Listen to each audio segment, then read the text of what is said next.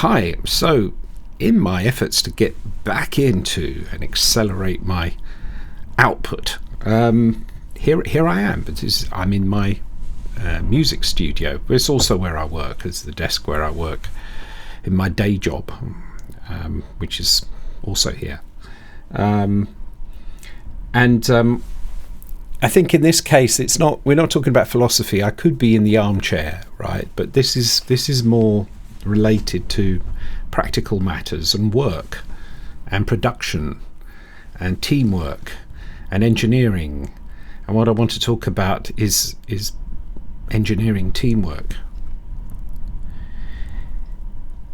The biggest problem that one finds when trying to encourage good teamwork, what is it? Now, at one point I would have said that it was to do with the communication, and that's a very common concern and certainly extremely important. But in fact, I've come to the conclusion there's something even more important than communication, and this is habit, which comes from the culture. And one particular thing that is more important than any, and that is to think about things from someone else's perspective. And so what I want to do is to talk about that as a tool, as a powerful thing to aim for if you want to have good teamwork. Of course, it's a big topic, and I'll cover some others, but this at a later date. But this one, I think I want to focus on that. The whole point about being able to see the situation from a perspective other than just yourself.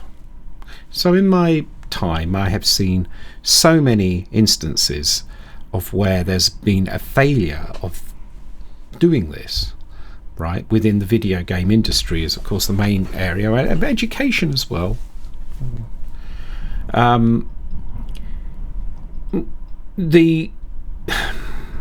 One of the classic problems that you get is where somebody, let's say, is getting frustrated with some particular thing that they're meant to do. By the way, if you're in an organization where nobody's ever frustrated, I would be concerned, because in an organization that there is no frustration, there is probably also no growth and no development. Someone once said that, in order to learn things, there needs to be an element of frustration. I think this is also true in an organization. So I'm going to assume for a minute that in an organization, a hypothetical organization, there are people within it who feel frustration because they are not able to make progress that they wish to make in some way. The sign of whether or not you've got a good team dynamic is whether they have to bear this on their own. So basically what I'm saying is, frustration is a part of everything. I talked about that in my last video, the philosophy video on convenience. It's like, frustration is not an entirely negative thing. Frustration is a trigger for growth and development, right? But the question is, are people left alone in their frustration, or is the frustration shared?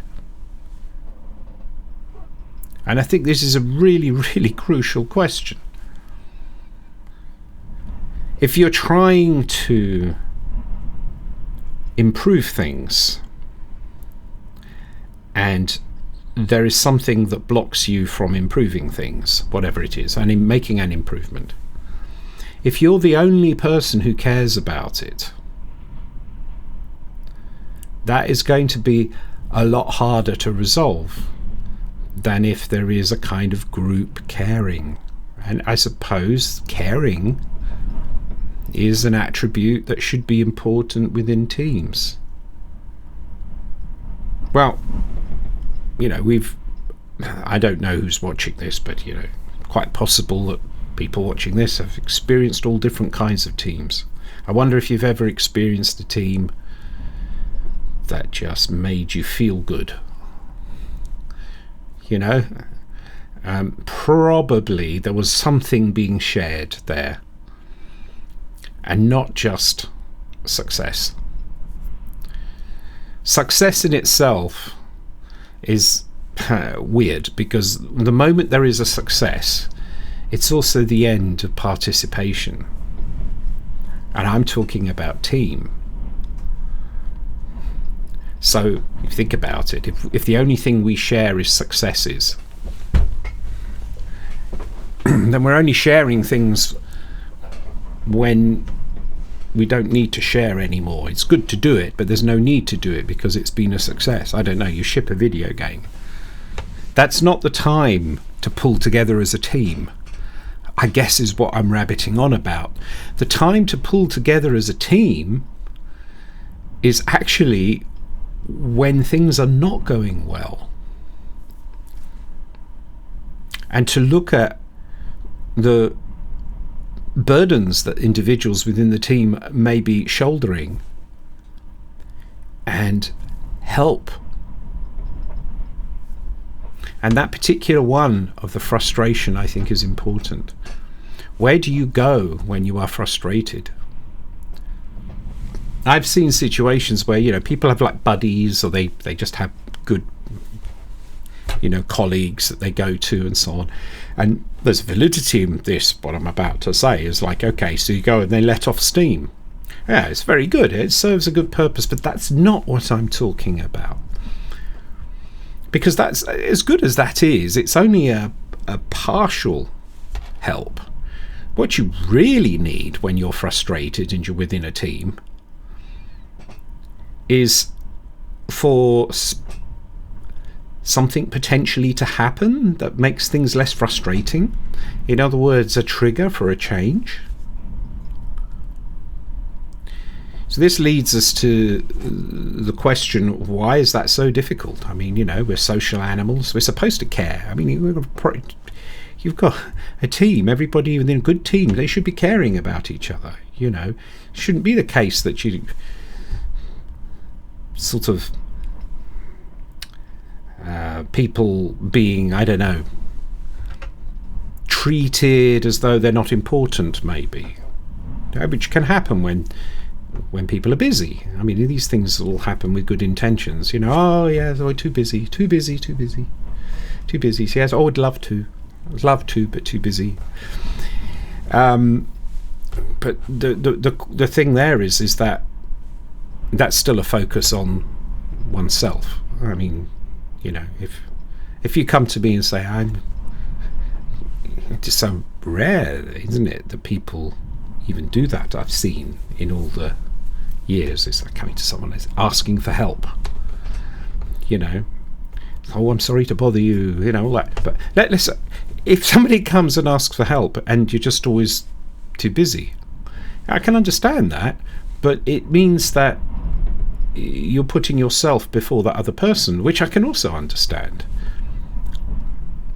But the sign of a good team is when that isn't the first reaction. The sign of a good team is where the first reaction is to stop what you're doing and respect this moment that somebody has come with a genuine request for help that doesn't actually happen that often.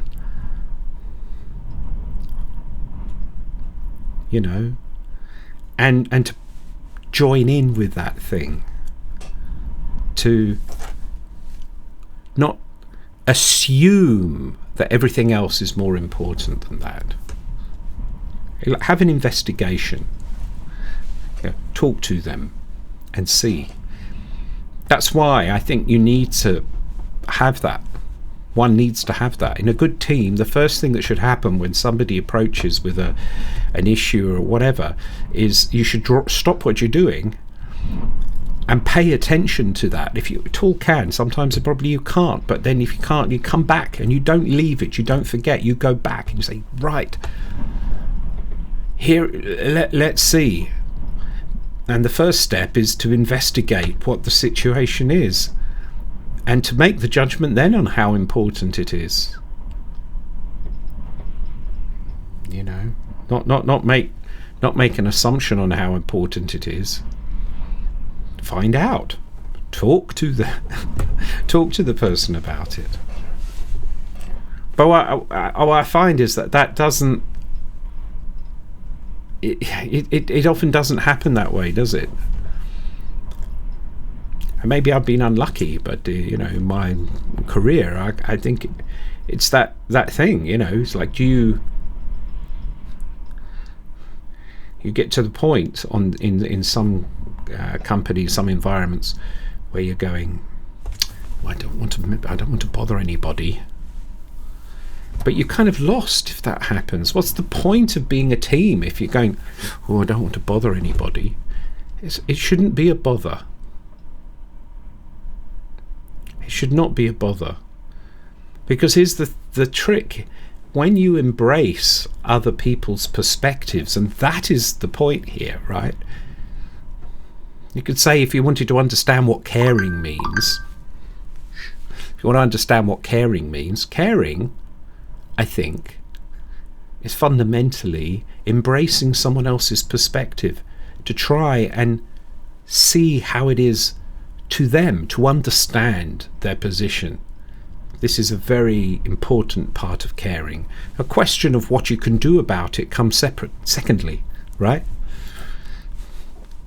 First, let's see what's going on. Second, let's see if there's something we can do about it. But so often, isn't it, that people just sort of cut out that first bit? They just assume.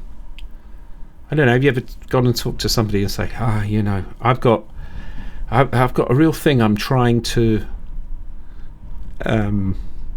solve here. Maybe you can help me out.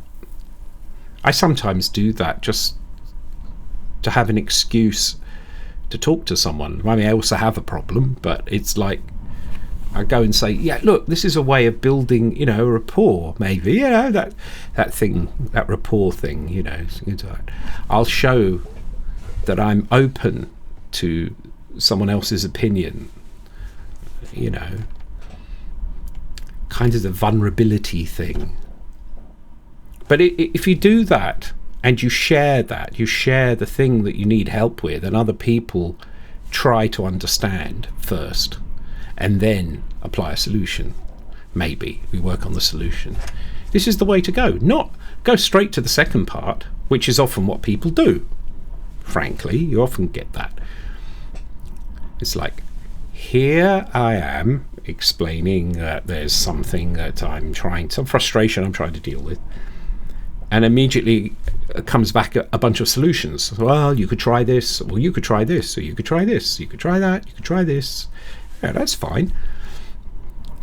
But it's even better if, first of all, it's try to understand the other person's position. Now, understanding somebody else's position is very tough.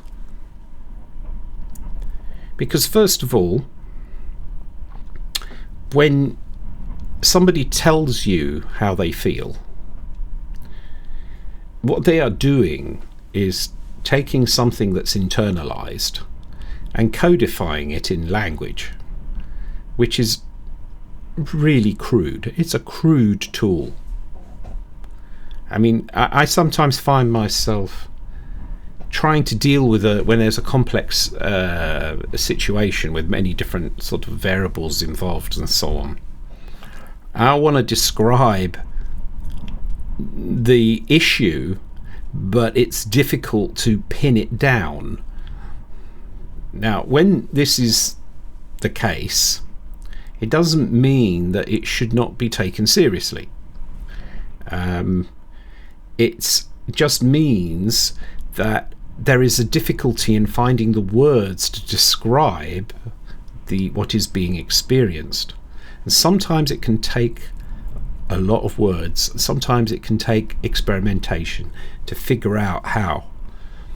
But you do your best.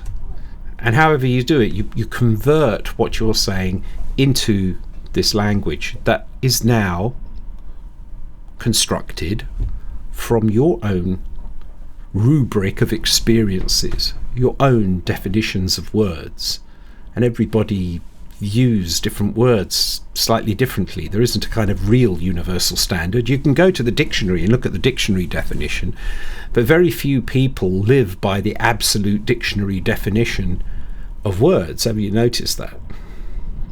Because all of the definitions of words are coloured by our individual experiences.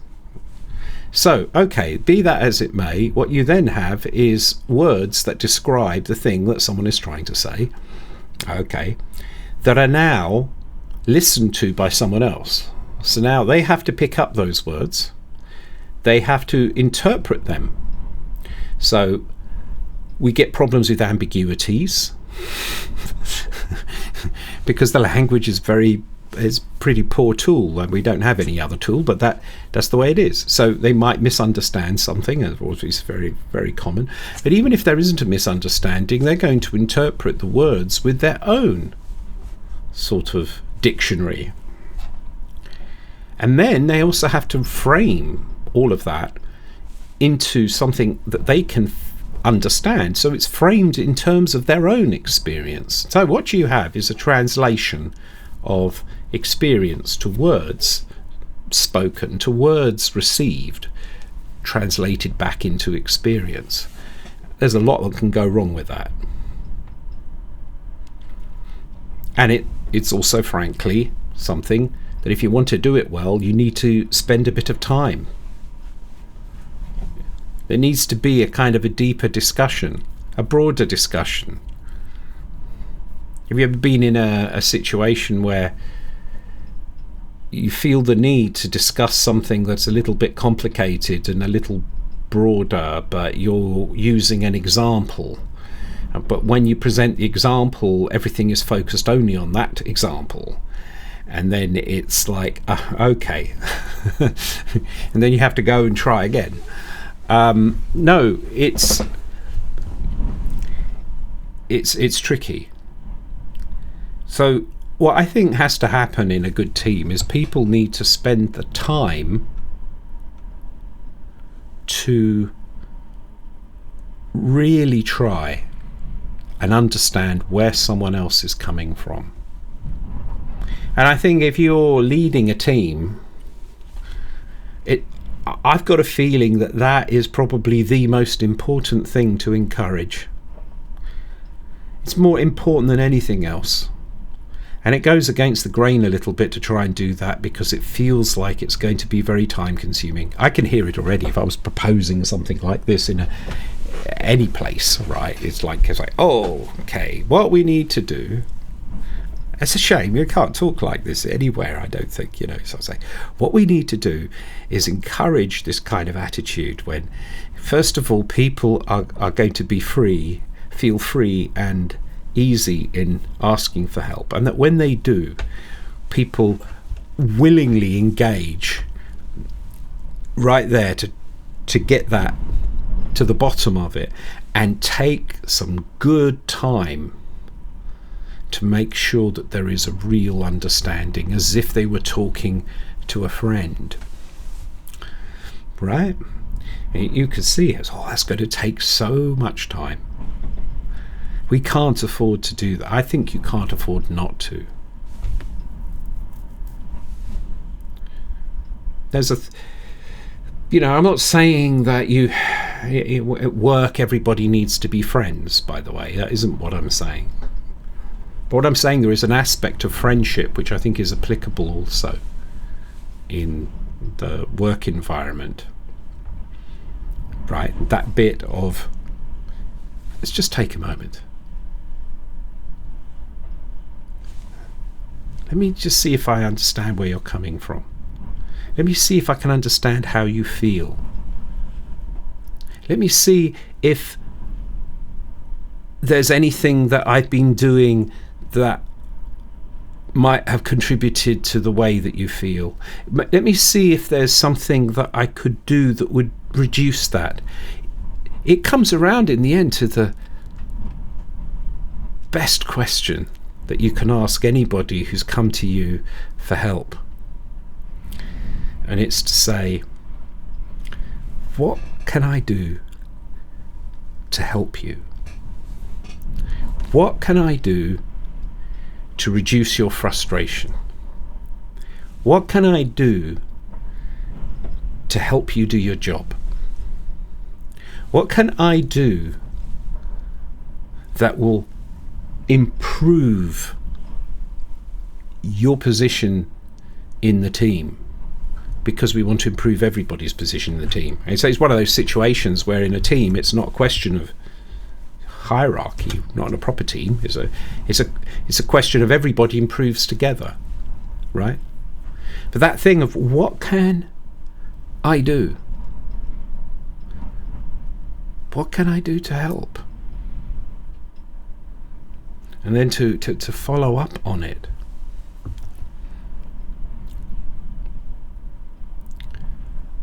So I don't know if this is a bit of an experiment with this one, on this particular topic, and I don't want to go rambling on forever, so I'll just bring it back to that core concept, right? If you want to encourage great teamwork, you have to encourage that people take the time to understand the perspective of others. And actually, I would argue personally that it is more important than anything else. It should take priority. It should take priority. Because a wonderful thing will happen when you do that.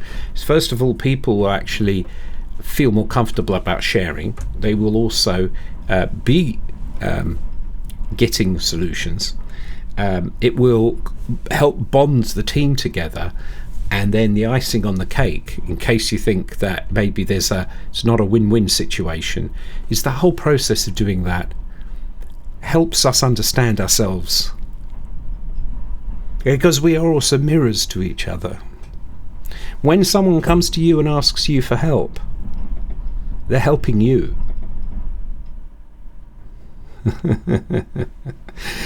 You just might not know it yet. That's it for now. Take care.